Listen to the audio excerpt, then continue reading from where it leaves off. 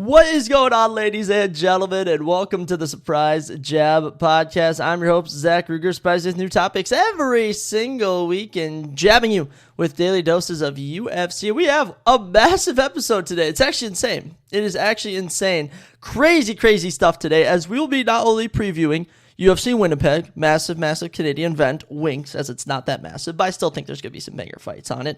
We're also going to be giving our NBA playoff predictions. That in itself is pretty massive.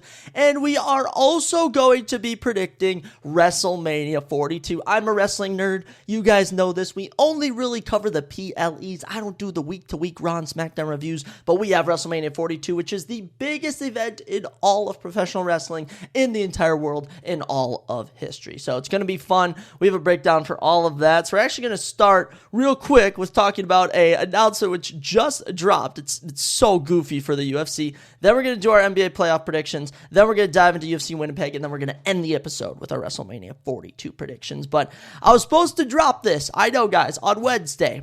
I ended up not recording, okay? Thursday, we're supposed to do it. Ended up not recording, but it is Friday, the 17th, right at the buzzer. We're getting all of our predictions in before everything officially kicks off. So without further ado, strap in and get something good to eat. If you're in the car, all right, go get a smoothie or something, because we got a lot of fun, surprising topics on today's episode. So kicking us off, just a quick little thing. This is a little pre-NBA playoffs thing. There is just breaking news that the main event for UFC Baku has dropped, all right? UFC Baku is going down on June 27th. They're returning to Azerbaijan. Super fun stuff. There is word, I kid you not, there is rumors going around that just dropped that the main event is going to be Abus Magomedov versus Michael Okajacek. I kid you not. I'm being dead honest when I say that. And for all my casuals who don't know who Abus Magomedov and Michael Okajacek are, they are two unranked middleweights with really no massive wins on their radar. Now, mind you, they're both talented fighters, but to not only make it on the card, to not only be on the main card, to not only not even be the co-main event, but to be the main event is bonkers. I don't know if this is real. I don't know if it's official, but it is. I just got a notification on it, so I figured I might as well bring it up. So that's super goofy, but without further ado, let's get right on into our NBA playoff predictions. That is right. The NBA playoffs are right around the corner.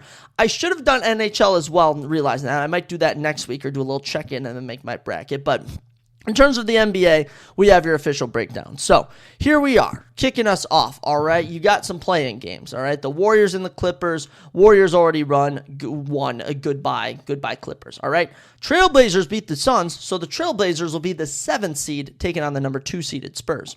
The Suns and the Warriors will play then to take on the Thunder. Whoever wins that, I do think the Thunder's going to win, so I mean, I can easily jot that off. Thunder 64-18, number 1 team in the league again. Oddly enough, 4 games worse than last year. You want to point that out? At the 4 and 5 is the Lakers and Rockets, and at the 3 and 6 is the Nuggets and Timberwolves. So just doing a little Western prediction here on what I think is going to take place. So obviously, I mean, Warriors versus Suns. I'm going to just go Warriors, just because I feel like the Warriors always somehow sneak into the playoffs. And then who's going to win, Warriors and Thunder? Warriors will definitely take a game off the Thunder, but Thunder are winning that series no matter what in my book. For the Spurs and the Trailblazers, I think the Spurs might 4-0. All right, if I'm being completely honest, I think the Spurs are going to 4-0. All right, that's just my humble opinion. So I got the Spurs and the Thunder, the 2 best teams in the NBA this year, advancing to the quarterfinals. Now, as for the other games, Lakers and Rockets, that's a fun series. You know, Lakers went 43-29, Rockets went 52-30. It was a battle for the 3, 4, and 5 seeds, okay? The number 6 was unfortunately locked in. My sweet Timberwolves were locked in at the 6th seed, but T-Wolves and Nuggets, just every year they play. Every year they play. One year the Nuggets take it, next year the Timberwolves. Of course, I'm going to be biased and pick the Timberwolves here. Okay, I'm going to be very biased and pick the Timberwolves, but it's got to be another 7-game series. Every year it comes down to game 7. It's can't miss basketball, okay? T-Wolves, Nuggets, going to be fun. Give me the Timberwolves this year. As for the Lakers and Rockets, I don't know. I don't know if this Lakers team is going to win a round 1 game. I don't know. I don't know. It's something about this Rockets team. KD has just been on fire this year. I don't know where this Kevin Durant has been the last couple of years. It's been with the Nets. It's been with the Suns. But this Rockets KD looking like the Thunder days of old, okay? The Sonic days. So definitely thinking the Rockets are going to knock off the Lakers. Plus, I can't predict every high seed to win, even though the NBA is one of those playoff formats where the higher seeds always usually win. But still, we're going to go with the Rockets to advance to take on the Thunder, which means our quarterfinal matchups will be the Timberwolves and the Spurs and the Thunder and the Rockets. Those are good games. If you ask me, those are top tier games. Now, what do I think is going to come out of that? It's kind of hard with how well these teams have played to not just see the Thunder and Spurs making it. It really is. I'll be honest. I love the Timberwolves, but with how good the Spurs have been, I just don't know if I can see them generally winning. So I guess I'm going to just send Spurs and Thunder on. It's just, they've just been so good this year. It's just impossible. Like, when we look at the East, as much as the Pistons finished number one by a 4-game stretch, 60-22, compared to the 2-seeded Celtics with a 56-26 record, they still looked a bit more human compared to these Thunder and Spurs teams, which absolutely ran their divisions and leagues all year. So we're going to send the Thunder and the Spurs to the semifinals, even though I will be rooting for the Timberwolves in every single game. And then you may ask, well, who do I think is going to win between that? Well, as far as the year has gone on, I'm not a statistician, okay? I'm just going off of surface level. From what I was seeing, Spurs were getting the better of the Thunder at times. Okay, that's going to be a 7-game series for the ages, and I don't really want to pick the Thunder again. I don't like repeat champs. I really don't. So I'm going to send the Spurs to the NBA Finals. I really do think the Thunder can repeat. They're just so freaking good. But what fun is that? What fun is that? So we are going to send the 2-seeded Spurs to the NBA Finals in a very fun series. Now on to the East. All right, who will be taking on the Spurs in the NBA Championship? Well, for our play-in games, you watch the 76ers get the better of the Magic. They will take on the Celtics. Obviously, I'll predict the Celtics to win that game and are 2 over the 7 seed. As for our 9 and 10, Hornets got the better of the Heat. Shout out to the Hornets. They will be taking on the Magic to see who takes on the Pistons. And honestly, I could see the Hornets or Magic giving the Pistons a tough time. But in terms of actually beating the Pistons, nah.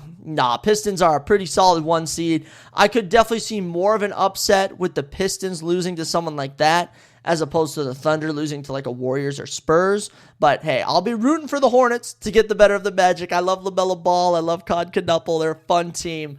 But I'm definitely sending the Pistons on and the Celtics. 1 and 2s just always seem to win. But if there's ever an upset, I would love to see it happen. For our 3 and the 6, we have the Knicks and the Hawks. And sadly, this is just not entertaining as we don't have Trae Young anymore. Trae Young has been sacrificed up to Seattle, Washington. Or actually, no, he's been sacrificed up to Washington, D.C., out with the elites. So we are not going to be getting that. I think the Knicks should get better of the Hawks. In fact, I honestly feel like the Hawks should have been more of a play-in team as opposed to like the Magic or the Heat or someone like that. So, yeah, Knicks at the 3 seed, moving along. And as for the Cavs and Raptors, this Raptors team has done a complete 180. They are so fun. They have so many heaters. Scotty Barnes, Brandon Ingram, you name it. Grady Dick, who doesn't love a little Grady Dick in their life? And, man, I actually saw a TikTok of that guy. Super funny, like a balcony. Dude's a clown. But I definitely think the Cavs are going to make it. I really only see the 2 upsets coming from the Rockets and the Timberwolves in the West. For the East, the only upsets I can see really taking place are in the 1 and 8 or maybe the 2 and 7, but I do not see the 76ers winning. So we'll send all the higher seeds on. As for the Pistons and Cavs 1 and 4, I do like the Cavs in that. I really do, but this just feels like a good Pistons team this year. Advancing to the semifinals just feels like it's what's going to happen. So I am going to send the Pistons on to the conference semifinals. So Pistons getting the better of whether it be the Hornets or the Magic, and then getting the better of the Cavs. And if the Raptors make it, I would pick the Pistons even more. Now for the Knicks and the Celtics, just a battle as old as time, an age-old battle between the Knicks and the Celtics. Now, I don't know. Just both teams have been so consistently good the last few years. It's impossible to really do it. But if I'm going off of bias, I like the Knicks. I love Cat. I love Brunson. I just love the Knicks. I always will, even if they're playing my Minnesota Timberwolves. I'll still, give them a pat on the back as I'm rooting for my Wolves. But I'm going to go with the Knicks to defeat the Celtics just to mix it up and not have every single 1 and 2 seed make it. So Pistons and Knicks to advance to the NBA Finals. And honestly, I'm going to go with the New York Knicks because why the frick not? New York Knicks and the San Antonio Spurs for the NBA championship would be freaking legendary. And you know what? Do we really feel like it's Wemby's year yet? Do we? I don't know. I get the vibe that, honestly, the Spurs could just, or not the Spurs, the Thunder could just completely repeat. But there's no fun in that. So we're going to say Spurs and Knicks, and the Spurs come out on top, all right? Actually, I should lock this in on my ESPN app right now. I should pull that up right now and lock my bracket in as we speak, because that way we know everything is beneficial. But yeah, the Spurs team, they've been fun. Who doesn't love themselves? The Spurs. Well, I guess if you're a team that's playing them, but it is what it is. So, yeah, ladies and gentlemen, let me know who you guys think are going to win the NBA Finals. And, actually, I made a bracket. Right when it came out. Let's see what I did before. I had Thunder and Lakers, Nuggets, Spurs, Pistons, Cavs, Knicks. I picked every high seed. Are we freaking serious right now? I picked every high seed. All right, we're going to change this. Give me the T-Wolves. Give me the Rockets, Thunder, Spurs, Pistons, Knicks. Knicks or Pistons. Actually, I had the Spurs and the Knicks already in the NBA Finals. Wow, I guess, but I picked the Knicks to win. Now I'm changing to the Spurs. Spurs win, and Victor Wembanyama will be on the cover of NBA 2K27. So there are your NBA predictions. Will they come true? I don't freaking know. And honestly, while I have you here, we're switching it up here, ladies and gentlemen. We are switching it up. Let's do our what's it called? NHL. Let's do an NHL bracket real quick. I mean, I already have the app up, so there's no sense in not doing it. So here's also your NHL Stanley Cup playoffs, which by the way are the best playoffs in sports. I should preference that. NBA might be bottom of the barrel. Okay, NFL is almost impossible to top, but the NHL is where you're going to see the most upsets, where you're going to have the most fun. Who doesn't love a little Stanley Cup puck, if you will? So, kicking us off, top of the division in the Central, top of our bracket, Avalanche and Kings. Okay, Avalanche and Kings. Colorado went 55, 16, and 11. 55 wins in the NHL is utter insanity. LA only had 35 wins, and they had 47 losses. Yeah, we are definitely picking the Avalanche here. There's no shot I'm picking the Kings. However, I do remember in my youth, back in like 4th, 5th, 6th grade, my good buddy Casey was a massive Kings fan back when they had a lot of players like Andrew Doherty. They had a really good goalie. I cannot remember any names, but they were fun. I played with them in the NHL games back in the day. Then Minnesota Wild and the Dallas Stars. Now, Dallas Stars actually recently got the better of the Wild, which is not good to see, but I don't think you understand. Minnesota, they got Kirill Kaprizov. They got Quinn Hughes. They got Gustafsson. They got an absolute killer lineup. Who doesn't love them? All right, who doesn't freaking love this team? So I'm going to be honest. I'm going to pick the Minnesota Wild because not only am I biased, but I just don't like the Dallas Stars. I don't. I will happily root for whoever wins the Avalanche King series to defeat the Stars. That's how I feel. So, 3-seeded Wild with a little upset in round 1. Their first game actually kicks off tomorrow, so I'm so glad I'm making my bracket now, or else I would have completely forgot. Moving on to the Pacific, the Golden Knights and the Mammoth. How about them Mammoth? How about them? First year together as a team, they go 43, 33, and 6, which overall is a 43 and 39 record. Not too shabby. And for the Golden Knights, kind of a downer year for them. You know, they went negative on their record. They still are favored to win the series, but I don't know. Do we feel an upset brewing? Do we? It's tough to say. It really is tough to say. You know, the Golden Knights are the OG franchise that has come about as of late. They're one of the newest ones out of the big 4 leagues, and they're the ones that's had the most success. Of course, they've won the Stanley Cup. Every year they're in the playoffs. They're good every single year. But do we think this is the year the Mammoth overtake them? I honestly don't know. It's hard to say. I just think the Golden Knights are just really, really good. So we're going to go with the Golden Knights to defeat the Mammoth. Well, how far apart were their records? You know what? Screw it. We're going with the Mammoth. Because why? Because I freaking love the Mammoth. I love the Mammoth for some reason. Let's go Mammoth to advance. Utah, you Mormons, let's get it. They'll be taking on the winner of the Oilers and the Ducks. Apparently this is the Ducks' year. Ducks went 43-33-6. Edmonton 41-30-11, meaning Edmonton finished 500 essentially. And Ducks are only plus 136 on the money line for the series, but you got McDavid and Draisaitl. So yeah, Oilers over the Ducks. I'm sorry, Anaheim. There's literally no way I can pick you. I'm so sorry. Then to the Atlantic, to the bottom half of our bracket here. Sabres and Bruins. How about the Buffalo Sabres? Buffalo Bills, Buffalo Sabres. Good stuff. 50-23-9. Tage Thompson's an absolute animal, but it's the Boston Bruins. It's the freaking Boston Bruins. Now there's two teams I'm going to either pick between. It's either going to be the Bruins or the Penguins because it would be so fun to watch them rematch each other, but I don't know. Sabres are just so nasty. Give me Sabres over the Bruins. I just don't think I can pick against the Sabres this year. They look so freaking good. Lightning and Canadiens next up. Lightning. Yeah, Lightning are just kind of ridiculous. But if there would be an upset, I don't really see it here. I don't know anything about hockey, by the way, but I just know the Lightning are freaking disgusting when they're on the ice. Metropolitan, you got Senators and Hurricanes, and Senators are, they went 44-38 on the year. Not too bad, which, by the way, I'm just adding together the overtime losses and the regular losses. I hope everyone knows that their actual record was 44-27-11, but that is a separate point. Hurricanes, 53-22-7. They had a good year, so Hurricanes over Senators.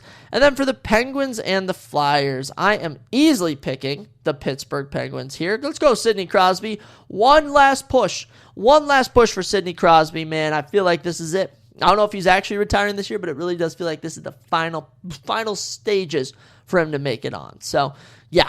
Come on, Sidney. Get it done. Let's see it. All right, moving on to round 2, which will be going down May 4th to 17th. Going to be a busy weekend for me. My girlfriend's 21st birthday and our 5-year anniversary. Wowie. Fun stuff. But we kick it off. The Avalanche and the Wild. Now, obviously, that the Wild are not going to win this, right?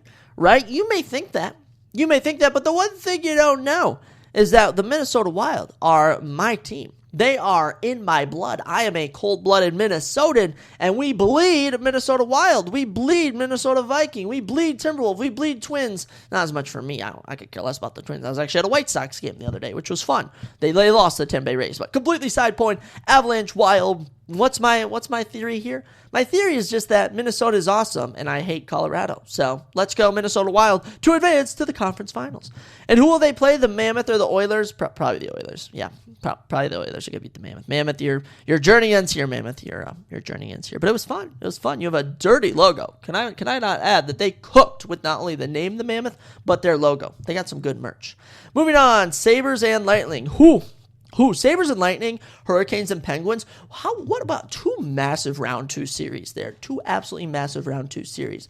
Who am I going to pick? Lightning and the Penguins. Because what the frick? Why not Nikita Kucherov versus Sidney Crosby to go to the Stanley Cup? That's what I'm freaking talking about. So, my conference finals, my final 4 teams. Wild versus the Oilers, Lightning versus the Penguins. So, what do I think is going to happen here? Honestly, I don't know if I can send the Wild all the way. Similar to the Timberwolves, their run has to end somewhere, even though I will be aggressively rooting for them the entire time. So we've sent the Wild far just for the hell of it, but we are going to go with the Oilers to advance to the Stanley Cup final. And we're actually going to get a new winner this year because thank goodness the Florida Panthers are nowhere near the playoffs. Goodness me, about freaking time. And as for the Atlantic and the Metropolitan, Lightning, Penguins, I'm going to go with the Pittsburgh Penguins. And I'm going to predict the Penguins to win. Because why? Because I want to see Sidney Crosby win one more ring before he calls it a career. So there you have it. Pittsburgh Penguins winning the NBA, not the NBA. I keep saying NBA, the NHL Stanley Cup Finals. Do I actually think that's going to happen? Maybe I do. I don't freaking know, guys. I am just not a puck knowledger guy. So without further ado, there you go. San Antonio Spurs and the Pittsburgh Penguins. You're getting all the different cities getting stuff done. But let's leave the country, guys. Let's say goodbye. Don't worry, we'll be coming back later because we're up to Winnipeg, Canada, man. Oh, don't you know? Up in Winnipeg. That is right. We are in Winnipeg, Manitoba, Canada for UFC Fight Night. Gilbert Burns and Mike Mallet. Is it a strong card, guys? As I was saying earlier, no, it is. It's a fairly weak card, and this is a recurring thing. They honestly give the Canadians, the nicest people in the world, they say. Some of the worst cards I've ever seen in my life. So without further ado, we got a lot of fun predictions to make. We got a lot of fights to run through here, and it's 11:11 a.m. So let's make a wish here, guys. Whenever you're listening to this, it could be any freaking time of the day. But for me, right now, that means it's going to be a lucky card of predicting. So without further ado, kicking off the card, a last-minute addition that they just kind of threw on here. Men's bantamweight division. Two fellas, one hasn't fought in a while, and one's making his debut as Jamie the Gremlin Siraj takes on John Yanis. Jamie is 14-3, John is 9-4. Both men are 5'7", and John Yanis holds a 4-inch reach advantage over Siraj. And John Yanis fights southpaw, Jamie Siraj fights orthodox, and they are both 31 years old, flat on the dot. Jamie Siraj is one of the hot up-and-comers, I guess you could say, coming out of Canada, despite being 31 years old. He hails from Vancouver and currently rides a 2-fight winning streak. Out of those 14 wins, he has 11 finishes, 4 knockouts, and a notable 7 submissions. Of his 3 career defeats, he's been submitted once and knocked out once. His last loss actually came to Diego Brando, a former UFC fight veteran, back in 2025 for the Tough Enough belt, and he was actually the champion in that organization. Jamie's been gaining some traction on the independent Canadian scene. They were like, you know what, we're going to give this guy a fight on the card, so heck yeah. Who will he be taking on? John Yanis. John Yanis made his debut last August on short notice, taking on Austin Bashee, and it did not go well. It did not go well for John, who is from Texas. He has 5 of his 9 wins by knockout. Of his 4 defeats, twice he's been submitted, and he went 8-3 in Fury FC and was actually their champion over there. But John came over to the UFC, and literally all Austin Bashee did was take him down and lock in a rear naked choke. It was honestly abysmal. It was actually like really poorly managed on John Yanis. They were on the feet for barely 30 seconds, and then just one takedown from Austin Bashee, and it was game over. Literally first takedown shot, took him down, submitted him. So little confidence in John Yanis. And Jamie Siraj, the name of the game for him is going to be submissions. He's fighting in his home country of Canada. We're going with Jamie Siraj. This is definitely set up for him to get the victory, so we'll be rooting for him to get it done versus John Yanis. And John doesn't have a nickname. How lame. From bantamweight to catchweight for our next division, as John Castaneda, the sexy Mexi as he self-proclaims, takes on the UFC debut in Mark Vologden. Oh man, all of you casuals who do not watch Dana White's Contender Series are in for a treat with Mark Vologden. He is a freaking beauty. Now, coming in, John's the underdog, plus 110. Mark Vologden in his debut is minus 135. I don't know if I like that. I don't know if I like those odds, but nonetheless, he is. John is 21-8. This will be his 30th professional fight. Mark Vologden is 12-4 with a draw. He's only 5'3". He's a short boy. He is a short boy. John Castaneda, 5'6", not much taller, but he does have a 6-inch reach advantage, which I find very notable. For John Castaneda, he's 34 years old and hails from my state, Minnesota. 14 of his 21 wins are by finish, split evenly, 7 KOs and 7 subs. He's only ever been finished twice in his entire career, both by knockout. He's gone 4-4 in the UFC. He's been in the company now 6 years. Never really amounted to much, Currently on a 2-fight losing streak. Last loss came in April. Lost to Chris Gutierrez. Actually, April of 2025. So it's been a full year since he's last fought. And look, one thing I'll say is, in all of his losses but one, he's been knocked down. Okay, this guy does not have that solid of a chin. He's just kind of an average fighter. Probably the highlights of his career are knocking out Eddie Wineland, submitting Miles Johns, and having a fight of the night loss to Daniel Santos. But other than that, over the last 3 years, it's just gone 2-2. Nothing really exciting. So I think they're really trying to break Mark Vologden here to really make an impact on everything. Mark is 9 years younger at 25. He hails from Mother Russia, and 10 of his 12 wins are by finish. 6 KOs and 4 subs. And he had one of the most entertaining fights I've ever seen on the Contender Series against Juan Adrian Martinetti. Crazy. Just crazy. These two landed a combined 382 significant strikes. Are you freaking kidding me? One of the most insane things I've seen. And Mark Vologden, bro is literally just built like a mini Pekka. All right, and he just keeps marching forward, swinging for the fences, never even getting knocked down. I need some more Mark Vologden in my life. I'm actually a little excited for this fight. I can't lie. There's some fights I'm like, yeah, I could care less on, like the 2 we're about to talk about next. Actually, probably like the next 3 we're going to talk about. But for this fight, this one's going to be electric. I'm riding with Mark Vologden to get it done, make Mother Russia proud. I'm sorry, John Castaneda. I'm guessing I'm supposed to root for you since you're from Minnesota, but you've let me down the last 2 fights. You haven't freaking won now in 3 years. So, Mark Vologden, go get it done. Go make your family proud. Next up, we're in the women's flyweight division, one of the most exciting divisions in the UFC, right? As I wink. No, not really. But the number 14th ranked JJ Aldridge is in action as she takes on the Canadian Jamie Lynn Horth. Jamie Lynn Horth getting a ranked opportunity here in her home country. 14-7 is the record for JJ Aldridge. 9-2 is the record for Jamie Lynn Horth. She holds 2 inches in height for Jamie Lynn Horth, and 1 inch in reach does go to JJ Aldridge. She fights southpaw. Jamie Lynn Horth fights in the orthodox fighting position. In terms of the, standings, rankings, or the odds, I should say, JJ Aldridge at number 14 is the plus 180 underdog. Jamie Lynn Horth is at minus 215. Little surprised by that. Can't lie to you guys, a little surprised by that. Now for the number 14th ranked JJ Aldridge, she's 33 years old from Denver, only has 3 finishes in her 14 wins, so not impressive. Of her 7 defeats, she's been finished 3 times by sub. She's gone 10-6 in the UFC and hasn't fought since March of 2025, but was scheduled for a fight against Karine Silva back at UFC 319 in August. JJ Aldridge is now a 9-year veteran of the fight game in the UFC. I actually think it's going to be 10 once December hits. And, she's fought in good opponents. She's fought in Macy Barber, Jillian Robertson, Erin Blanchfield, good stuff there. Last win did come in March when she defeated Andrea Lee, so she is coming off of a win, but just kind of has been boring as of late. Hasn't gotten a finish in 3 years. It's just been kind of floating around the, atmosphere of the UFC. And if you ever want to know a fighter that just wins but doesn't do it in an exciting fashion, it's going to be JJ Aldridge. Now, as for Jamie Lynn Horth, she's coming in with a lot of momentum. There's a reason they're giving her a ranked opportunity. Now, the 36-year-old from British Columbia, Canada, holds 6 of her 9 wins by finish, 6 KOs and 2 subs, or 4 KOs and 2 subs, I should say. And she's gone a pretty decent 4-2 in the UFC, and she's coming off of a 2-minute vicious knockout of Teresa Bleda. So Jamie Lynn Horth is coming in with all the momentum in the world. Who couldn't help but root for her here, all right?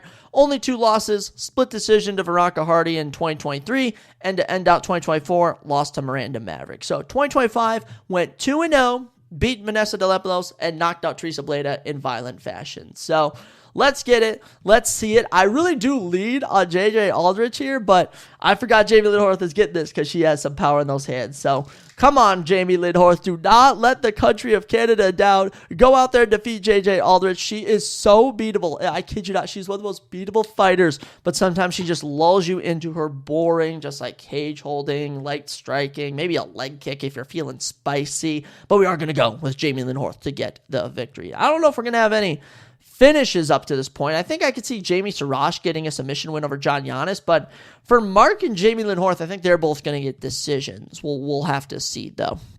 I will say one of the more unfortunate fights which we lost was Mitch Raposo versus Alan Nascimento. That fight is no longer taking place, tragically. Was excited to see my boy Alan Nascimento get back in there and submit Mitch Raposo. But that's a side note. Did lose that fight. It is what it is. Women's bantamweight division for the next contest. I guess we're just getting a couple women's fights on here. You know what? Heck yeah.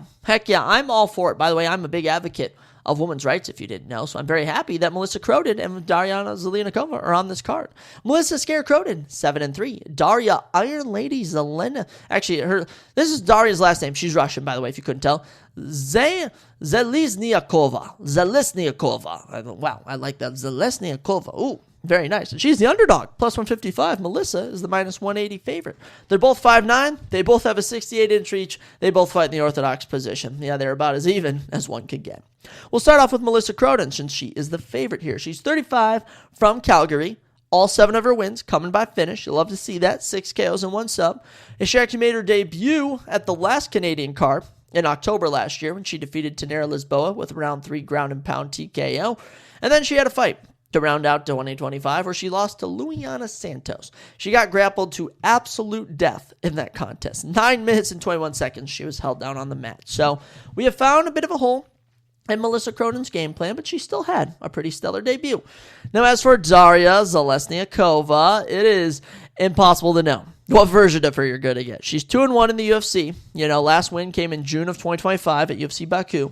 The 30-year-old is from St. Petersburg, Russia, but now actually trains out of Paris, fun fact. She has 5 knockouts of her 10 wins, and she was oddly enough supposed to fight Liana Santos in November of last year. And oddly enough, the fight that was rebooked ended up being Melissa Cronin versus Liana Santos. So, funny how that works. Daria Zelezniakova's only loss is to the number 6 ranked women's bantamweight Aline Perez. Her wins are over Melissa Mullins and Montezet Rendon, which are, not too bad. We did just watch Montezet Rendon get finished. And as for Melissa Mullins, we also, actually the last time she fought was to Daria Zelezniakova. But, what I'm trying to do here is I'm trying to hunt for underdogs on this card. And I know Melissa Cronin is from Canada, but I can't pick every Canadian. Can I? Can I pick every freaking Canadian on this card? I don't think so. So what we are going to do, we're going to give Daria Zelezniakova the W here. Okay, Melissa Cronin, I think she might just been coming in, taking on lower level competition. You run into Zelezniakova, okay, there's levels to this, all right? And I think she gets the better of Melissa Cronin in this contest. Next up, heavyweight division. The heavyweight division stock went from Bitcoin low to Bitcoin high. All right, and by the way, Bitcoin just hit its 30-day high. What is it in the, I think this morning I got a little update from Coinbase. So if you didn't know, Josh Hogan and Curtis Blades have saved the heavyweight division for the time being. We'll see if Tanner the Bulldozer Bozer and Gokam Sarakam can keep it rolling. That's right, Tanner Bozer, the big TB, is back on your UFC screens in the big 2-6. Can you believe it? Can you believe Tanner Bozer is back in the UFC? He is coming in as the plus 135 underdog to the minus 160 Gokhan. But nonetheless, welcome back, Tanner. Tanner is 22-10 with a draw. Gokhan is 11-2. Gokhan has an inch in height, but they both fight at a 75-inch reach and in the orthodox fighting position. Now, before we talk about Gokhan Sakai, let's talk about Tanner Bozer, because Tanner Bozer is an almost 10-fight UFC veteran, if you didn't know. This will actually be, I'm pretty sure, his 10th UFC fight. Actually, 2, 4, 6, 8. This will be his 11th UFC fight. Well, he is a 10-fight UFC veteran then. The 34-year-old from Alberta is on a 2-fight winning streak. His last win in the UFC came in August of 2023. Went on a bit of a hiatus after he was cut, but then got a win and is now back and rolling. 14 of those 21 wins, or 22 wins, are by finish. He got 12 knockouts and 2 subs. And his last win came June 13th. So there you go. Last win was, under a year ago, we'll say. And Tanner Bozer just kind of ran into fighting some tough competition. Let me just let you know the guys he fought. Cyril Gane, former title challenger. Andrei Arlovski, former champion. Ir Latifi, former top 10 fighter. Rodrigo Nascimento, main eventer. And Ion Cutelaba, notable, top 15 guy throughout his career. So Tanner Bozer, don't want to knock him too much. Hasn't been in the UFC now for 3 years. So he's back. He's hungry. We've seen him knock out Ovince St. Preux and Rafael Pessoa along with Felipe Lins. Felipe Lins, that's right, the Felipe Lins who's taking on Francis Ngannou coming up here in under a month. So yeah, Tanner Bozer, welcome back. They are having him fight a little Turkish wrecking machine though in Gokhan Sarakam. He's on a 3-fight winning streak. Out of 11 wins, he has 8 knockouts. Went 5-2 in Bellator, and his last win came on November 15th. So I don't know a thing about him, guys. All I know is he's a big turkey guy who likes to throw down. Reminds me of Ibo Aslan, if I'm being honest. But what I do know is that Tanner Bozer has worked his you-know-what off to get back onto your screens, okay? He's also coming in as a plus 135 underdog. Tanner Bozer, a 10-fight UFC veteran, taking on a guy who's never fought in anywhere near the level of competition, okay? I don't know if it's smart, because Gokhan Sarakam could be an absolute monster. I could watch this fight get in the cage and I might be like shaking my head like, why the frick did I pick Tanner Bozer? But for the time being, just putting pen to paper right now, I'm going to go with the plus 135 underdog, the bulldozer, Tanner Bozer. Come on now, Tanner Bozer. Let's see it. Let's see it, my man. You bring the energy. You bring the flavor. I know you got the knockout power. He's got that 1-2 down the middle, which can sit you down. Make your freaking country proud, all right? Make Alberta proud, Tanner Bozer. Do it for your countrymen. Do it for Justin Trudeau, okay? Well, maybe if you like Justin Trudeau or not. I don't know how the country feels about him. But there you go. Tanner Bozer, Gokhan Sarakam, your lone heavyweight fight on this card. Rolling on to our next matchup here, the final prelim of the night, actually, middleweight division, as we get another debuting fighter in Julian LeBlanc as he takes on Robzilla Robert Valentine. Oh boy, boys. Oh boy, Robert Valentine. Now, Julian is 10-2. Robert is 11-6. They both are 6'2", 3 inches in height. Go to Robert. He fights orthodox. The debuting LeBlanc fights southpaw. That's all you need to know. Robert is a plus 110 underdog. Minus 140 favorite is Julian LeBlanc. Now to start with Robert Valentine. All right, the underdog. 31 years old, from Switzerland. 9 of his 11 wins. 9 of 11. Come by finish, 3 KOs and 6 subs. And he was actually supposed to have a fight with Jackson McVeigh on November 8th. Now, Robert Valentine was the runner-up on the two seasons ago, maybe 3 seasons ago, of The Ultimate Fighter. Lost to Ryan Loder. He was brutally TKO'd in round number 2. And then he went and made his UFC debut in April of 2025. Lost a boring split decision to Torres Finney, where he was, and I kid you not, grappled to death for 13 minutes and 16 seconds. He then came back at UFC 318, the retirement event of Dustin Poirier, and was knocked out by a Teba Gaudier in 1 minute and 10 seconds. So Robert Valentine, we don't even know if he's good. He's literally got his ass kicked freaking 3 times he's been in the UFC. So he's 0-3 in the UFC. No idea what's going to happen to him here when he takes on the debuting Julian LeBlanc, someone we don't know anything about. 34 years old, from Quebec, 5-fight winning streak, 8 of his 10 wins are by finish. Yeah, let's go with Julian LeBlanc because, Robert Valentine has given me nothing to work with. So Julian LeBlanc, this is kind of hypocritical, I'd say, of my last thing about how Gokam Sarkam hasn't made his debut and we're not picking him. But I'll say, on the flip side, I've seen Tanner Boser in the UFC and he's had success. I've also seen Robert Valentine in the UFC. He's had no success. So that tells me all you need to know. So if there would be an upset, this could be one, but we are going to ride with the debuting Julian LeBlanc. With that, ladies and gentlemen, we get into the main card here. Main card action. Who doesn't love themselves? Little UFC main card action. And we kick it off with Dennis the Bazooka Bazooka. No, his nickname's Dennis the Great Bazooka, but what an opportunity missed, not giving yourself the nickname Bazooka, as he takes on Ticoto Marcio Barbosa. I don't know what Ticoto means. That must be Brazilian for something. Dennis is 12-5. Marcio is 17-2. 3 inches in height will go to the Bazooka man, and they both have a 70-inch reach. How about that? Switch stance for Dennis Bazooka, orthodox for Marcio Barbosa. Marcio Barbosa is the second biggest favorite on this card at minus 400. Dennis is the second biggest underdog at plus 295. The Bazooka man, that's who we'll start with here. Dennis Bazooka is 20 years old from New York. 5 KOs and 1 subs give him 6 of his 12 wins by finish, and he's gone a very unstellar 1-3 in the UFC. He's also gone 1-1 on the Contender Series. In fact, I have no idea how he's still in the UFC. He did pick up a win over Connor Matthews back at UFC Atlantic City. That was in March of 2024, so it's been over 2 years since his last win, and it's been almost 2 years since his last fight when he lost a split decision to Francis Marshall at UFC Fight Night, Cannoneer and Barallo in August of 2024. So, Dennis Bazooka, shout out to bro. He hasn't even had canceled fights. He just literally has been doing nothing these last few years. So, Dennis Bazooka, welcome back. I hope you've been training because they're feeding you an absolute monster in Marcio Barbosa. This guy is a freaking murderer. 27 years old from Rio de Janeiro, Brazil. 4-fight winning streak. He has 17 wins. He has 16 finishes, 14 knockouts, and 2 subs. He was actually originally supposed to fight on March 28th against Kang Zhu, and that fight fell apart, so sorry to hear that. But now, in he will step to take on Dennis Bazooka. He's coming in off a Contender Series win on season number 9, where he landed 2 knockdowns in a 4-minute span and brutally decapitated David Wilson. So, yeah, this should be one of the bigger layups on the card. It could be the biggest. This would be the biggest upset of the night. I don't know another fight where if someone were to win, it would be a bigger upset than this because let me just tell you, Marcio Barbosa looks like an absolute savage. So give me Marcio all day by knockout. I need it like I need, something in this world. So, and I honestly think we're going to open the card. Actually, I think we're going to go on a little knockout streak here. Tanner Boser knockout, Julian LeBlanc knockout, and a Marcio Barbosa knockout. Let's keep it rolling here with our next matchup in the men's lightweight division. For this, we have the return of Thiago Moises. Oh, I love Thiago Moises as he takes on Gage Get Money. G Money Young. G Money, Get Money? I don't freaking know. Thiago is 19-19 on his record. Gage is 10-3. 5'9" is their height. 70-inch reach is their reach, and their stance is orthodox. They're literally the same everything.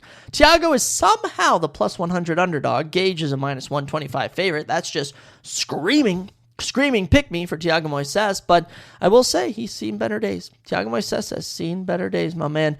31 years old from Brazil, but does train out of American Top Team when he's in the States. 12 of his 19 wins are by finish. He's gotten, eight submissions, 4 KOs, if I'm thinking correctly.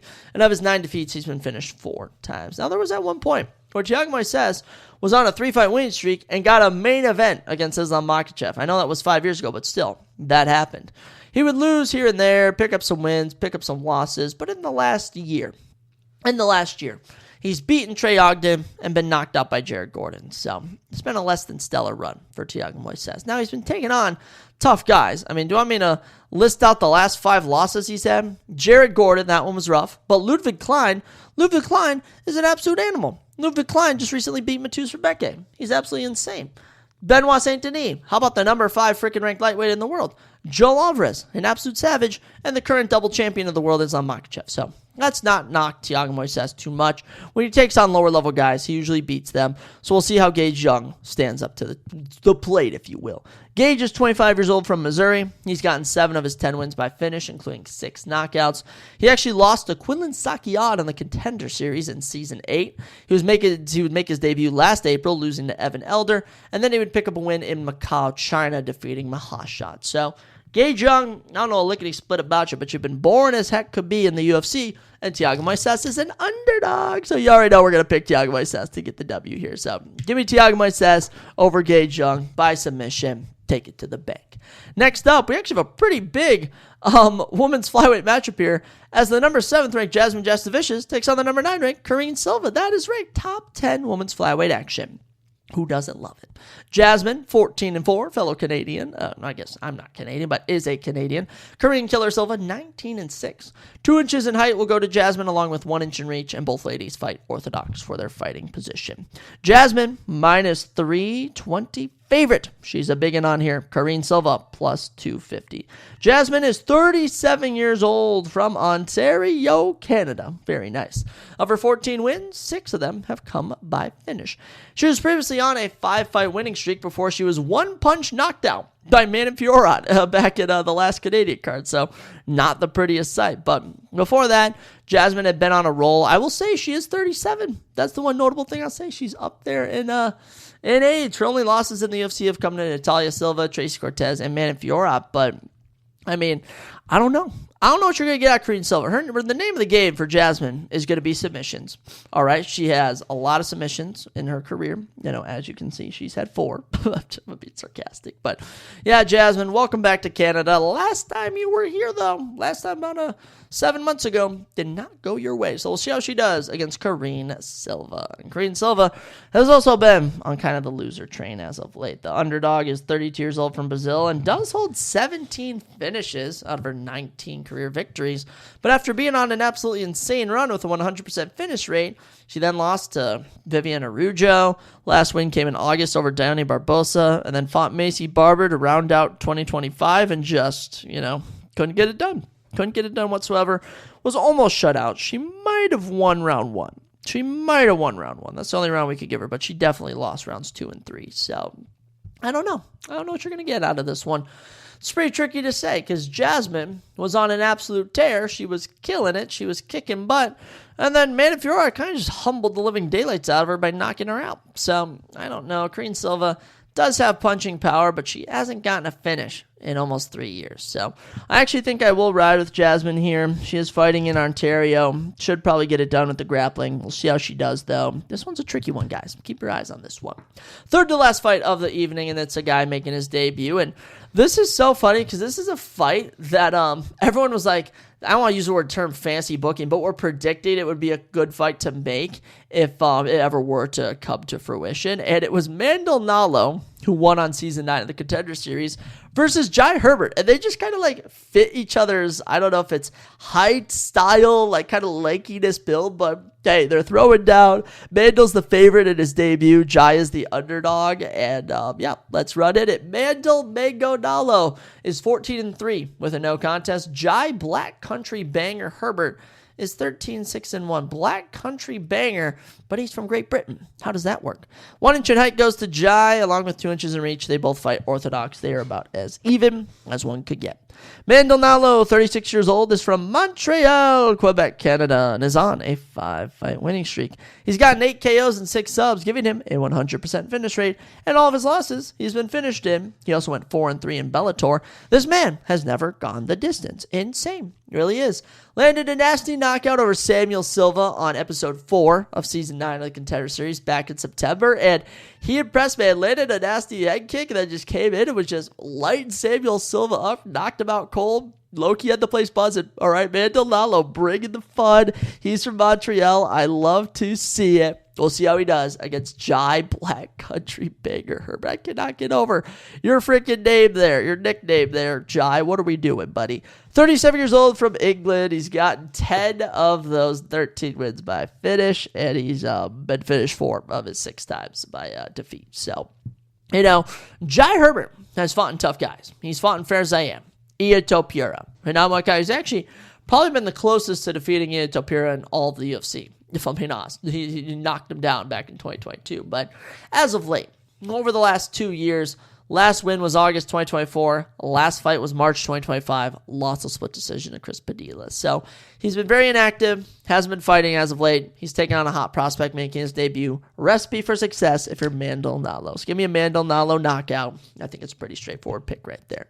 Next up, the co-main event, and I don't know how he's done it, but the career revitalization of one of social media's best, Charles Jourdain, is insane, as he somehow wound up on a co-main event spot on his own country's card. Shout out to bro. Impressive work.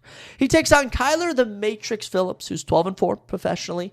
Charles Air Jourdain, the former featherweight, now currently a bantamweight, is 17-8-1 professionally. 5'9" to 5'8", 1 inch in height for Charles, and 72 to 69, 3 inches in reach goes to the Matrix man, Kyler Phillips. They both kind of fight switch stance, but Kyler is technically labeled as orthodox. These two are fairly even, but Kyler is the underdog at plus 135. Jourdain is the minus 155 favorite. We'll start with Kyler Phillips, who's been a known commodity in the UFC rankings. He has been bounced from it, as he hasn't won since March of 2024. Now, the 30-year-old from Phoenix does have 7 of his 12 wins by finish, and he's never been finished once in his UFC career whatsoever. Last loss came at the retirement card for Dustin Poirier in Louisiana, I should say, when Vinicius Oliveira absolutely dominated him, just not even close.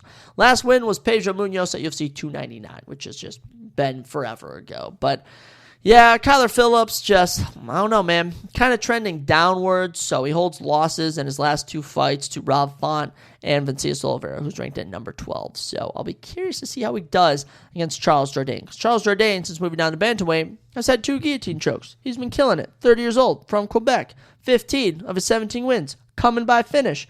8-7-1 in the UFC. He's been killing it, man. He's been absolutely killing it. Last loss was literally Gene Silva by knockout back in 2024. His last loss was to freaking Gene Silva, for goodness sakes. November 2024, made his bantamweight debut. October 2025, returned.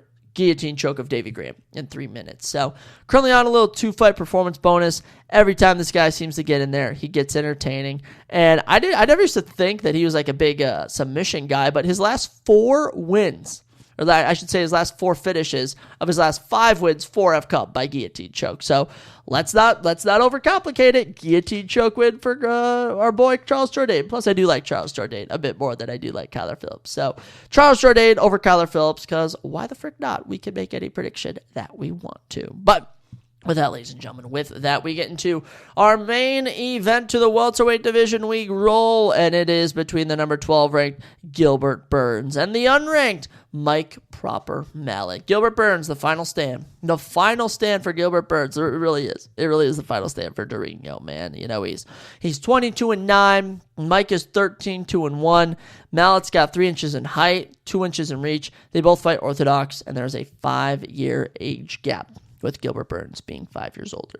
Gilbert Burns in the main event, Gilbert Burns, former title challenger, serial main eventer, plus 390, the biggest underdog on the card. Mike Mallet at minus 600 is the biggest favorite. Wow. Just wow. Gilbert Burns, we can start with him, man, since he's the underdog, and he just hasn't won a fight since 2023, and his last 3 wins, actually, you could even go back to his last 5 wins, are literally Jorge Masvidal, Neil Magny, Stephen Thompson, Tyron Woodley, Damian Maia. They're all age veterans, okay? Since May of 2023, he's just been losing. Bilal Muhammad decision, TKO loss to Jack Del Maddalena, main event decision loss to Sean Brady, and his lone fight last year against Michael Morales, brutally knocked out in 3.5 minutes. So, Gilbert from Brazil, now trains out Boca Raton, Florida, 6 KOs and 9 subs. He's gotten 15 finishes of his 22 fight wins in his career. And, he's gone 15-9 in the UFC. So this will be fight number 25 for him, which is exciting. But, it's just tough, man. It's just really tough. Now, to put some context, his losses have come to the number 1, then number 3, then number 4, and the number, who else has he lost to? Bilal, Jack, Sean, and the number 6. So he's literally lost to only guys all ranked above him, all guys in the top 10, including 3 guys in the top 5. So, you can give him a big grace there, but, still, nonetheless, Gilbert Burns has been losing. And it's not like he's been improving at all. I think that's one of the main issues is that he just hasn't been looking good as of late. Obviously he hurt his arm against Bilal Muhammad. We'll give him that. He was also fighting prime Bilal Muhammad, to be fair.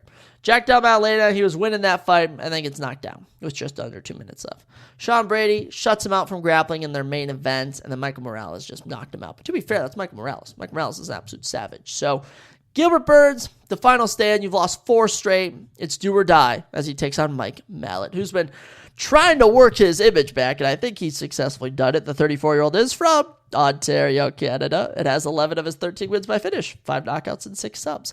Now, Mike came in red hot. Season 5 of the Contender Series. Comes in, 3 straight finishes, knocks out Mickey Gall, submits Johan Linnes, submits Adam Fugit, then is dominating Neil Magny, by the way, another Canadian card. They always love putting this guy on Canadian cards. I'm pretty sure almost all of his fights have come on Canadian cards. But he is defeating Neil Magny. All right, he's up 2 rounds on Neil Magny. Then he's up 2.5 rounds. And then, seemingly out of nowhere, Mike Malott loses position, is all of a sudden being top-mounted by Neil Magny, and is getting his brains bashed in, and with 15 seconds left, gets TKO'd in one of the best comeback victories of 2024, with Neil Magny winning. That ruined his image. Pretty much killed any credibility he had. Rounds off 2024 with a boring decision victory. But then, May last year, knocked out Charles Radke. Very much needed that victory. Then, October, defeats Kevin Holland. Now, was that a good fight? No. Gosh, no. It was a really bad fight, and even some people thought Kevin won that fight. Now, I thought it was 50-50. I thought it could have gone to either guy, but I think that, Mike Malott did get the victory there. So, Mallott's here. Mallott's taking on Gilbert Burns, but I don't know, guys.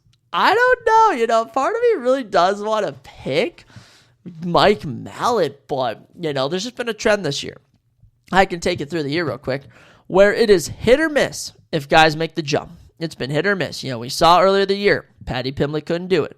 Diego Lopez couldn't do it. Vincius Oliveira couldn't do it. Anthony Hernandez couldn't do it. But then Loner Kavanaugh did it. Loner Kavanaugh made the jump. Kevin Vallejos made the jump. All right? Joe Pyfer made the jump.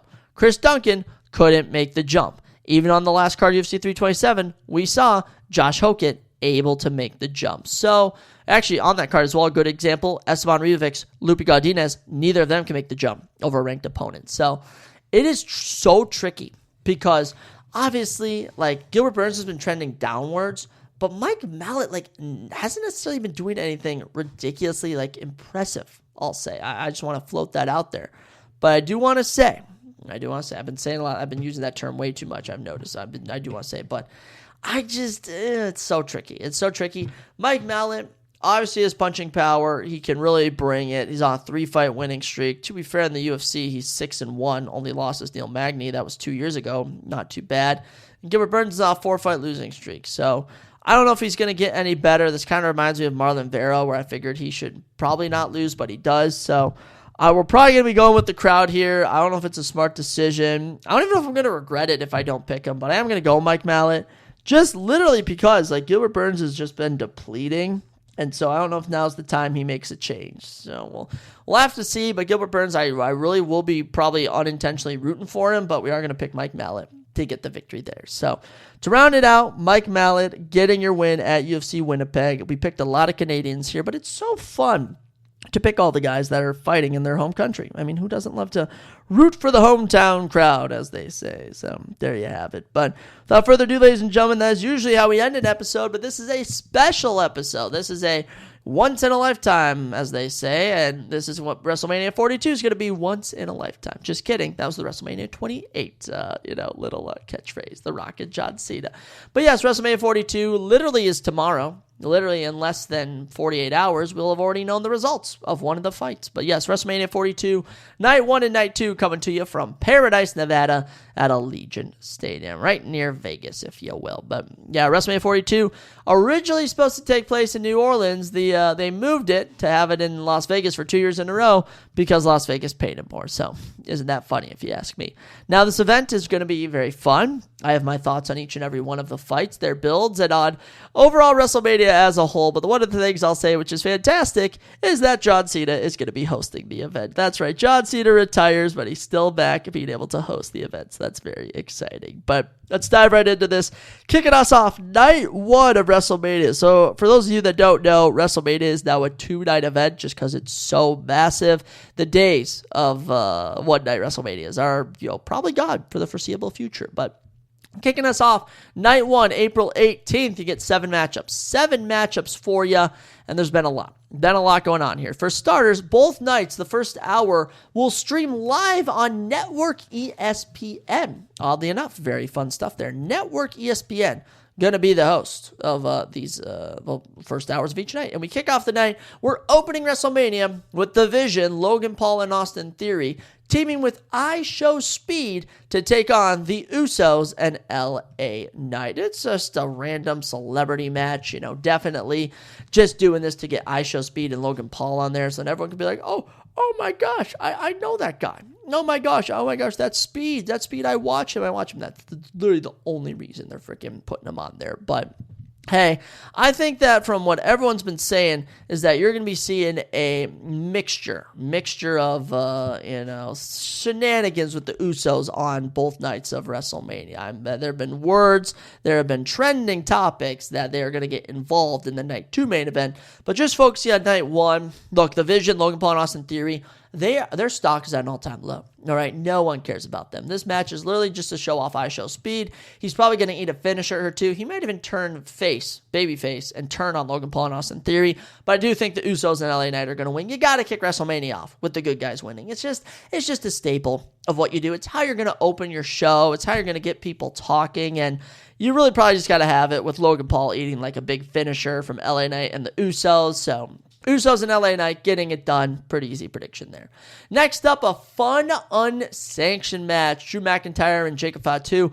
A lot of these matches heading into WrestleMania 42 have had awful builds. This one is not one of them. Jacob Fatu, Drew McIntyre, a blood match. These two hate each other, hate their guts. And you know what WWE said? Hey, go out there, ball out. You guys are just going to go to war, and we're going to see who's the best man, who's going to get the victory here. And honestly, I think it has to be Jacob Fatu. Jacob Fatu returned, cost Drew McIntyre the championship because apparently Drew McIntyre attacked him a couple months ago. And really, Drew McIntyre, he kind of goes win-loss at every WrestleMania.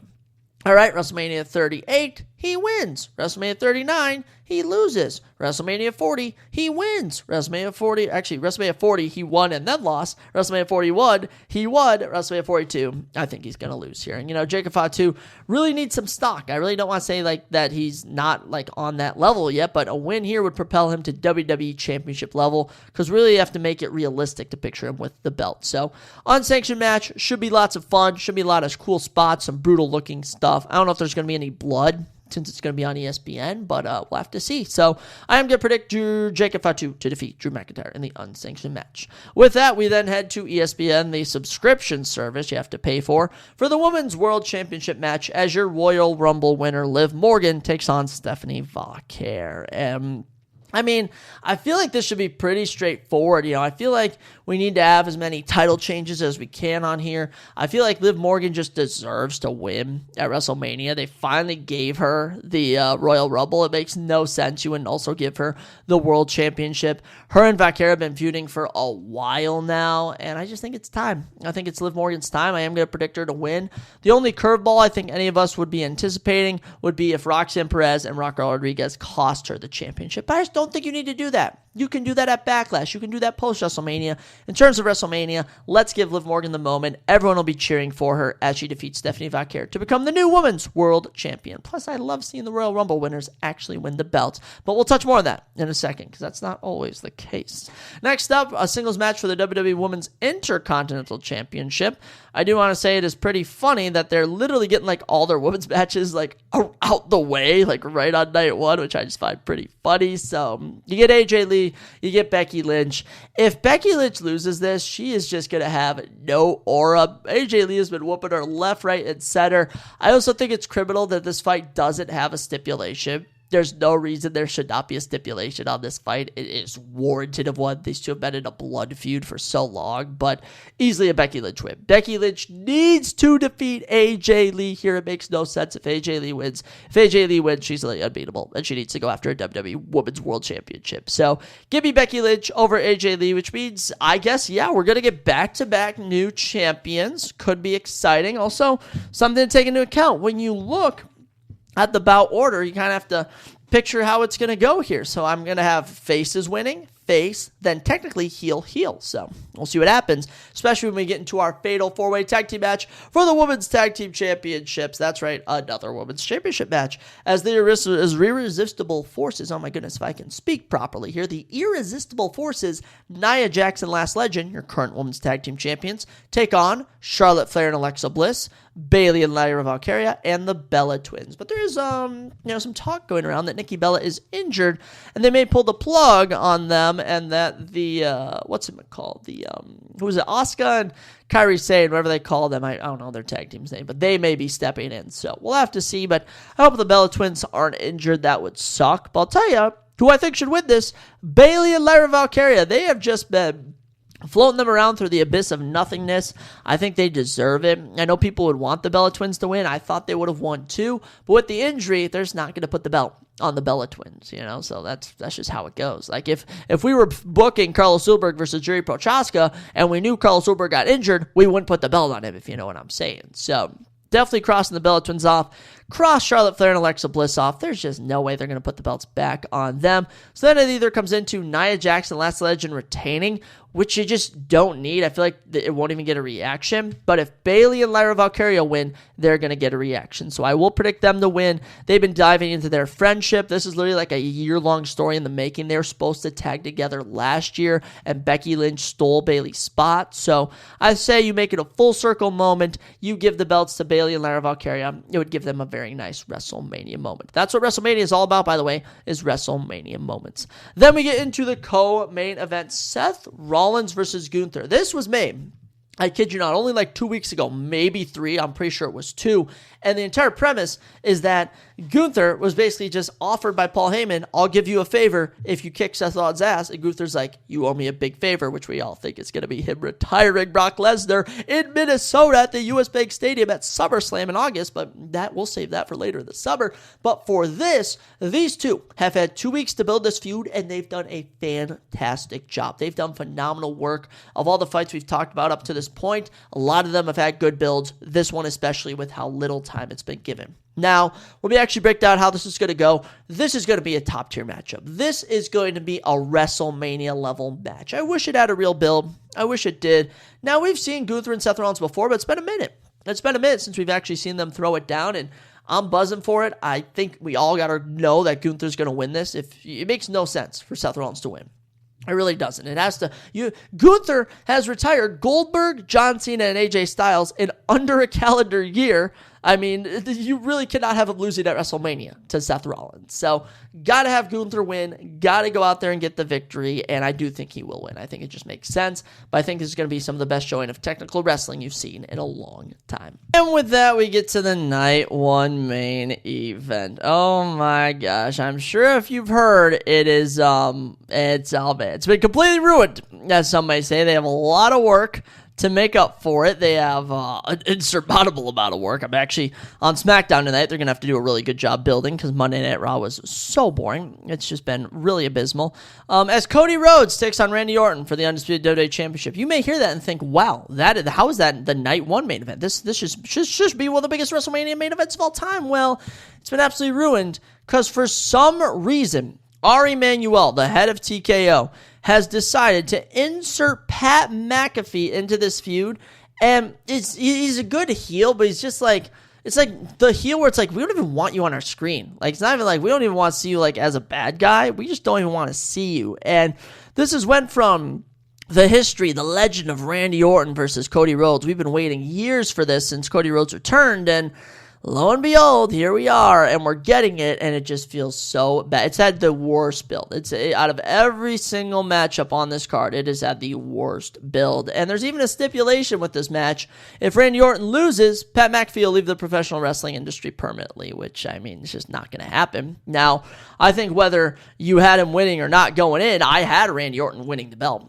You know, I think nonetheless, I think it's what you need to do. I truly believe you have got to have Orton win the belt here. You know, people have been cheering for Orton nonetheless, even though they hate Pat McAfee. But yeah, just absolutely awful. I hope there's some shenanigans. I hope people are saying like Jelly Roll will come out and take out Pat McAfee right when the match starts. But we literally have Pat McAfee on the graphic. Like, what are we doing, WWE? What are we doing? So I just hope Pat McAfee gets kicked out of ringside right away. We eliminate him right off rip, and we just get a clean technical wrestling matchup between two greats, Cody Rhodes and Randy Orton. Now, I could easily see Cody Rhodes retaining, but I do think you should mix it up and give Orton his 15th championship belt. So give me Randy Orton over Cody Rhodes. This, I'll say the one positive about this match is there's literally so low expectations. They kind of only have one way to go, which is up. So you've already ruined this.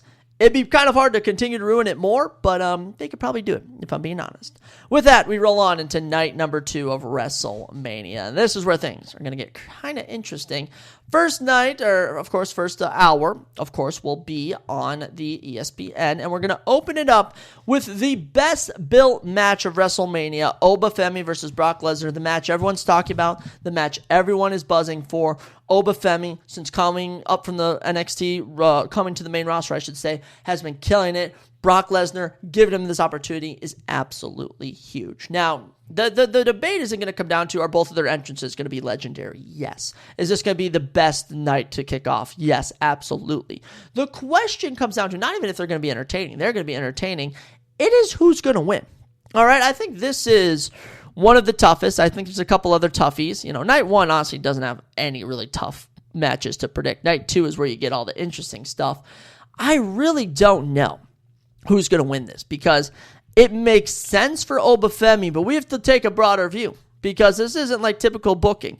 We're on ESPN. This is Brock Lesnar. This is the final year of Brock Lesnar in the WWE, presumably. He's probably retiring in Minnesota, all right, at the end of the year. Do we really want to see him losing here? I don't know. And then as well, like this is Oba Femi's kind of coming out. This is him on the main roster. Everyone's had to earn their stripes. Your John Cena's, your Randy Orton's, your Rocks, your Austins. They all earn their stripes. And this could just be the instance of Oba Femi earning his stripes. And I just think Brock Lesnar is going to win this. But I don't think it's going to be like a Brock Lesnar, John Cena, WrestlePalooza squash match. No. I think it's actually going to be a war. I think these two are going to go to battle. And by the end of it, Brock's going to win, but he's going to have earned Oba Femi's respect. So we'll see what takes place, but I am going to predict Brock Lesnar to win. If Oba Femi does win, you know what'll be complaining. But just be prepared for Brock Lesnar to win. After that, I mean, I can't believe Pat McAfee had the audacity to say, don't watch night 2. It's boring. Watch night 1. When the second match you get to watch on ESPN is a 6-pack ladder match for the WWE Intercontinental Championship. That's what I'm freaking talking about. Penta, your champion. Javon Evans, Dragon Lee, Jay JD McDonough, Rusev, and Rey Mysterio, which was funny, except I thought Rey Mysterio was going to get retired by Gunther, and lo and behold, he's wound up in this Intercontinental Championship match. So that's super funny. Who's going to win this, though? That's the question. Anyone can win it. I mean, I'll cross off a couple people I just don't think are going to win it. I don't think Rusev's going to win it. I just don't think they're going to give him a WrestleMania moment. I don't think JD McDonough is going to. I think he's talented, but for JD McDonough to really achieve greatness in the WWE, he's going to need to separate himself from just being a goon of the Judgment Day. He's going to either need to do like a little Finn Balor, Damian Priest face turn, or just completely separate himself from the organization. Then you have Rey Mysterio. I could easily see them giving Rey Mysterio the belt. I really could. I can easily see that being the case. I think it would make sense as well, giving Rey Mysterio the belt just because he's a legend. He's inserted in here. But I just don't see, there's no need to. There's no need to give Rey Mysterio the belt. There's just no need whatsoever. I don't know if you're then going to do a storyline where he wins the belt and then he's feuding with, Dominic Mysterio again. I don't freaking know, but I don't think it's going to be Rey. Dragon Lee could be fun, but I just don't see them giving Dragon Lee a moment. I think there's two options here.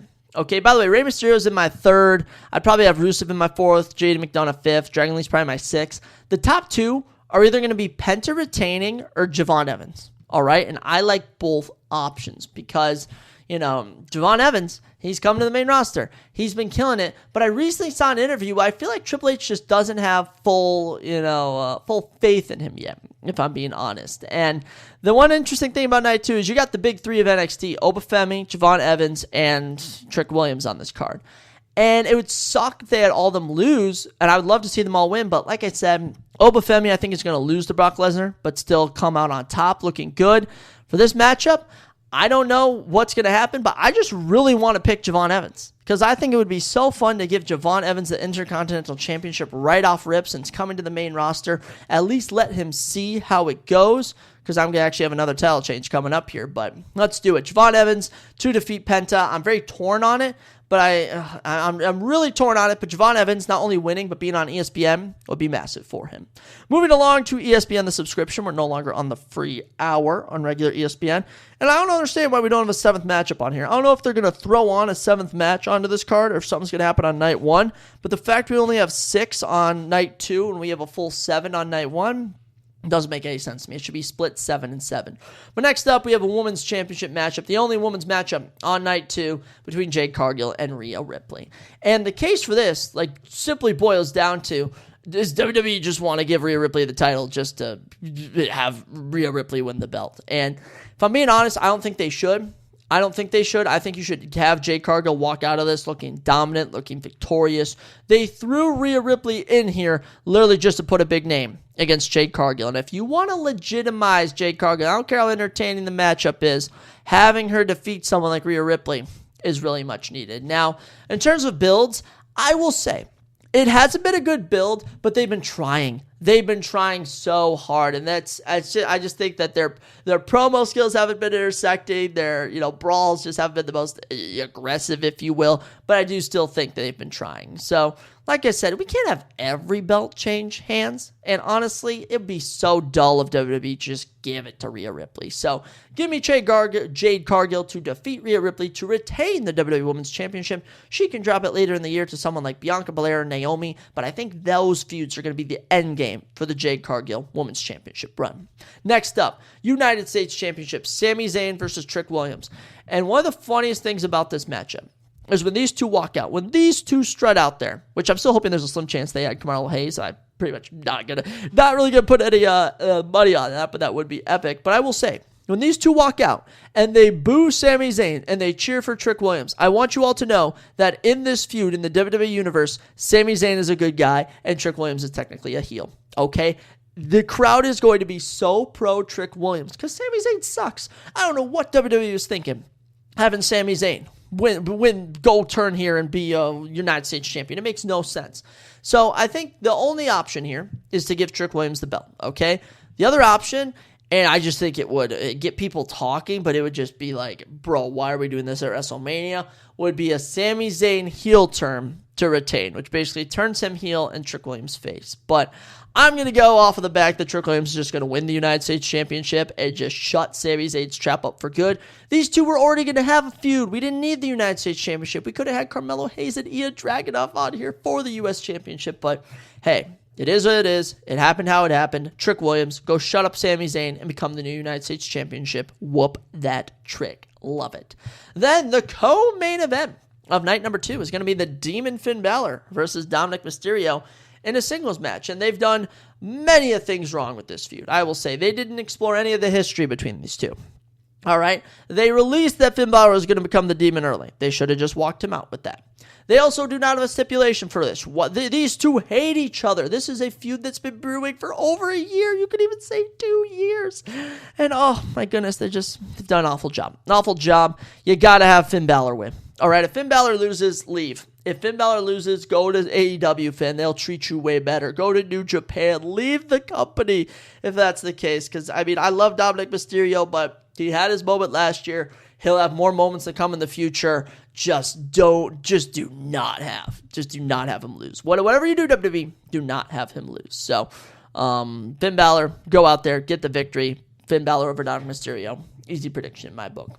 Then the main event. The main event of night number 2, CM Punk versus Roman Reigns. And yet again, similar to night 1, I feel like the build was going to be okay, and they just decided to ruin it, which just some weird promos. I feel like they did the promos in reverse, if you will. We started off when Roman Reigns originally challenged CM Punk way back in February. Their first promo was awesome. It was so good. It was great. And then nothing through February. March kicks off, finally the feud keeps getting picked up. And it would go where it's like, CM Punk's cutting a promo. Then Roman Reigns is cutting a promo. Then the Usos are getting involved. And then Monday Night Raw, the final Raw before WrestleMania, one of the most pivotal Raws heading into WrestleMania. And what do you have them do? They basically just glaze each other. I mean, these are just two grown men being like, I wish I was you. I envy you, man. Everyone looks up to you. I wish I had that. And you're like, I thought you two hated each other. What the frick is this? So, really bad booking there. I don't know if they're going to sprinkle something on SmackDown. I highly doubt it. But, yeah, really weird build there. I also think what you've been teasing here is that the Usos are going to get involved to cost CM Punk, which could be something. It could be that. They've also been teasing that there's going to be interferences. I think that's why people have this as the night number 2 main event. Of course, the rumor mill that The Rock is going to get involved will always be there. There's rumors that Pat McAfee might get involved to give Roman Reigns the belt, but at the end of the day, if I'm being completely honest, I think a lot of the wrestling community agrees, it would make more sense for CM Punk to win. It just really would. Like Roman Reigns, obviously, they gave him the Royal Rumble just to give him the Royal Rumble, like just no reason whatsoever. And to just give him the belt again at WrestleMania would just be, I understand it's like stacking his accolades. He's the GOAT. It is what it is. But I would just love way more if CM Punk won. I really, really would. I think it would work great for them. I mean, this feud dates all the way back to 2024, for goodness sake. So, I don't know. I think that there are 2 options here. I think there's 2 options. Actually, I'll sprinkle in a third. The third option is these two just have a regular clean wrestling match, and everyone goes home happy with either Roman or Punk winning.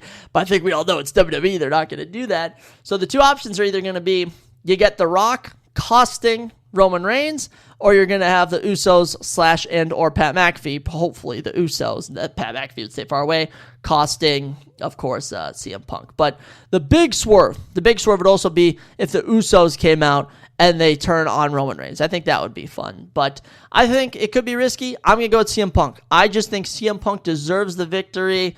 I know that's how that, come on. Roman Reigns winning is just too obvious. It's too obvious for WWE to just be like, Roman Reigns, here you go. All right, and we already know they're going to be in Saudi Arabia next year. Roman Reigns is going to be the main event next year. Roman Reigns, you can pencil him in, WrestleMania 43 main event. Have him win next year. have him defeat The Rock. And this is where we can plant the seeds. The Rock comes out, rock bottoms Roman Reigns when you think he's going to attack CM Punk, or even the Usos come out and attack Roman Reigns, and it's revealed that The Rock set them. I don't know. We're fantasy booking too much here, but I'm from Chicago. Actually, I'm from Minnesota, but I live in Chicago. I bleed Chicago now, man, and you already know I'm riding with CM Punk. He may have some weird political choices, but yeah, we're still riding with CM Punk. Phil, go out there and kick Joe's butt. So, without further ado, those are your WrestleMania 42 predictions. It's going to be fun, guys. All right, I'm psyching myself up for this. We're going to have a lot of fun interactions, too, with John Cena and Danhausen. If you guys don't know who Danhausen is, he's one of the most entertaining wrestlers that has joined the WWE. He is so fun, and I cannot wait to see John Cena in here. The pop when his music hits and he gets the crowd going, oh my gosh, it's going to be legendary. There's so many negatives with this event. Let's focus on the positives. That's what we're going to do. So, ladies and gentlemen, I got to get rolling with my day. I have thought I was going to get up early and get going, but it's already 12:15, and I still have a lot of stuff on my bucket list. So, ladies and gentlemen, you have an amazing day. Continue to be great, and I'll catch you next time on the Surprise Jab Podcast.